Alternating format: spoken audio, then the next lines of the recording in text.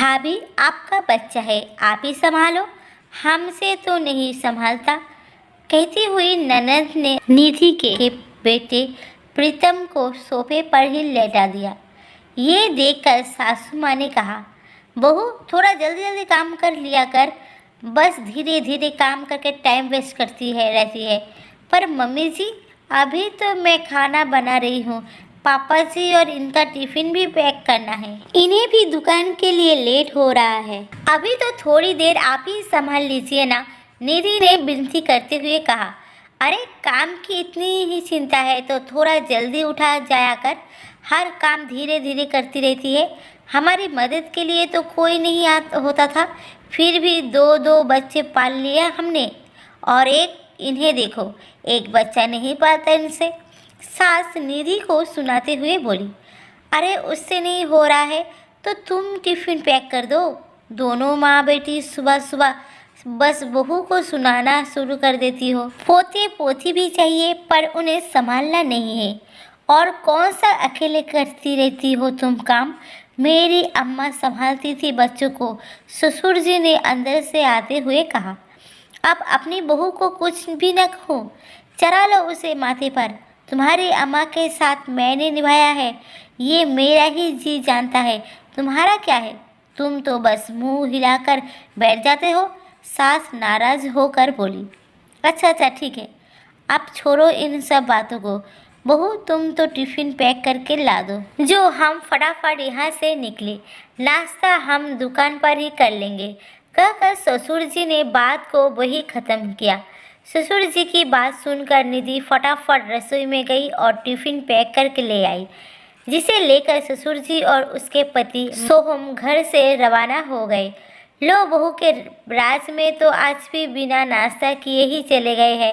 बहू तू कोई अनोखी माँ तो नहीं बनी है, जो माँ बनने के बाद घर में सबको सुबह सुबह भूखा ही रख देती है। भाभी, आपको नहीं लगता कि माँ बनने के बाद आप कुछ ज़्यादा ही आलसी हो गई हो, कोई काम समय पर ही नहीं करती हो, आधे से ज़्यादा वक्त तो आपके बच्चों को हम ही संभालते हैं। ननद क्या कम थी, वो भी बीच में ही बोली, घर के मर्द तो बिना नाश्ता किए चले ही गए हैं, अब हमें भी नाश्ता मिलेगा या नहीं, हमें आज भूखा ही रहना पड़ेगा। सास ने फिर कहा, मम्मी जी अभी नाश्ता लेकर आई, कहकर निधि रसोई में चली गई। अभी रसोई में पहुंची ही थी कि प्रीतम ने रोना शुरू कर दिया।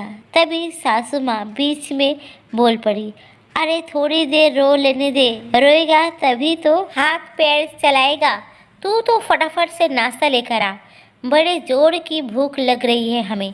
निधि फटाफट 2 प्लेट में दोनों के लिए नाश्ता लगा कर ले आई। नाश्ते को देखते ही ननद झल्ला पड़ी, ये क्या है, पराठा, आलू की सूखी सब्जी और रायता, भाभी इसे नाश्ता कहते हैं क्या? अरे हम आपके बच्चे को संभालते हैं, कम से कम खाना तो हमें ढंग का दिया करो। पर निधि ने उसकी बातों में दिमाग लगाना ठीक नहीं समझा, उसे तो अपने रोते हुए प्रीतम को संभालना था।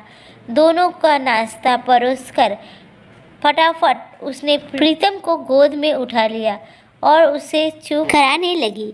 आप बेटा जो मिला है वही खा ले, इससे और क्या उम्मीद की जा सकती है। निधि प्रिंस को दूध पिलाने के लिए अंदर कमरे में लेकर जाने लगी। तभी सासू माँ ने कहा, आप जाने से पहले कम से कम पराठे का कैसरोल तो रख के जा। आप क्या खाना खाते खाते हम लोग रसोई में उठकर पराठे लेने जाएंगे क्या? निधि प्रिंस को लेकर ही रसोई में गई और कैसरोल उठाकर बाहर लाकर रख दिया। अभी पलटी ही थी कि ननद ने कहा, भाभी इतनी अकल तो आप में होनी चाहिए कि हम लोग खाना खाने बैठे हैं तो कम से कम पानी के गिलास तो रख जाओ, फिर संभाल लेना आपके बेटे को। निधि प्रिंस को लेकर रसोई में जाने लगी तो ननद बोली, आप इसे सीने से लगाए हर जगह अपने साथ लेकर घूमोगी क्या? यही सोफे पर लेटा दो दीदी, कहीं ये गिर नहीं जाए। अरे हम लोग बैठे हैं ना यहाँ पर, नहीं गिराएंगे तेरे बेटे को, इतने सा भी भरोसा नहीं है क्या हमारे पर? सास ने कहा। सास की बात सुनकर निधि ने अपने बेटे को वही लेटा दिया और अंदर रसोई में 2 गिलास पानी लेने चली गई। अभी गिलास में पानी डाल ही रही थी कि अचानक प्रीतम के गिरने की आवाज़ आई। सुनकर निधि भागकर दौड़ ही आई। क्या हुआ मम्मी जी, कैसे गिर गया प्रीतम? अरे कैसे गिर गया क्या मतलब? कोने पर लेटा कर जाएगी तो गिरेगा नहीं तो और क्या होगा? ननद ने कहा, एक बच्चा नहीं संभालता तुझसे, फोड़ दिया ना मेरे पोते का सिर। सास प्रीतम को चुप कराते हुए बोली, पर प्रीतम था कि चुप ही नहीं हुआ। आप खड़ी खड़ी देख क्या रही है? ले इसे अपनी गोद में और चुप करा। क्या संभालेगी ये बच्चे और घर को?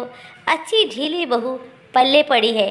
आखिर निधि ने प्रीतम को गोद में लिया और चुप कराते हुए उसे अपने कमरे में लेकर गई। कमरे में ले जाकर उसे दूध पिलाकर सुला दिया, पर प्रीतम के सिर पर चोट के कारण निशान पड़ गया। शाम को ससुर जी और सोहम घर पर आए तो प्रीतम के सिर पर चोट देखकर बोले, क्या हुआ प्रीतम को? सिर पर चोट कैसे लग गई? एक बच्चा तक तो नहीं संभालता, इतनी लापरवाह है कि बच्चे को सोफे के कोने पर सुला कर चली गई। सास ने जवाब दिया, हाँ देखो अभी भी इसे हमें ही संभालना पड़ रहा है। ननद ने कहा, ये सब रसोई में काम करती हुई निधि को भी सुनाई दे रहा था। उसे बुरा भी लग रहा था, एक तो सबका काम कर रही है, बच्चों को भी चोट लग गई, ऊपर से उतना कुछ भी सुन रहा है। बहू खाना बन गया है क्या? तो फटाफट से सबके लिए खाना लगा दे और फिर संभाल अपने बेटे को, हम भी अब थक गए हैं। निधि ने डोंगे में सब्जी निकालकर और रोटी का कैस्ट्रोल लेकर बाहर टेबल पर लाकर रख दिया। साथ ही प्लेट कटोरी गिलास टेबल पर लाकर रख दिया। ये देखकर सास बोली, ये सब यहाँ लाकर क्यों रख रही है? मम्मी जी, मैंने खाना बना दिया है और सारा सामान यही लाकर रख दिया है। अब आप लोग अपनी अपनी प्लेट लगाइए और खाना खा लीजिए और उसके बाद अपने अपने झूठे बर्तन रसोई में रख कर आइए।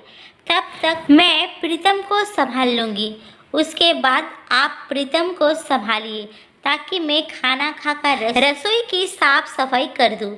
निधि ने कहा, तू हमें काम बता रही है? दिन भर तेरे बेटे को संभालते हैं, वो क्या कम है कि अब तू ये हरकतें करने लग गई? खाना परोसने भी जोर आ रहे हैं, बड़ी कामचोर होती जा रही है तू। सास ने कहा, मम्मी जी, दिन भर काम करने के बाद अपने बेटे का सिर फुड़वाने के बाद भी मैं कामचोर ही तो हूँ। कौन सा मुझे अच्छी बहू का मेडल मिल रहा है, तो सोचा कि अब कामचोर ही बन जाऊँ। वैसे भी मुझे समझ में आ गया है कि मैं सबको खुश नहीं रख सकती, तो कम से कम मैं अपने बेटे और अपनी खुशी ही देख लूँ। कम से कम अपने बेटे के साथ ही समय बिता लूँगी। कहकर नीति प्रीतम को लेकर कमरे में चली गई। पीछे सास ननद भुन भुनाती रही, जबकि सोहम और ससुर जी तो आराम से अपनी अपनी प्लेट परोसकर खाना खाने लग गए।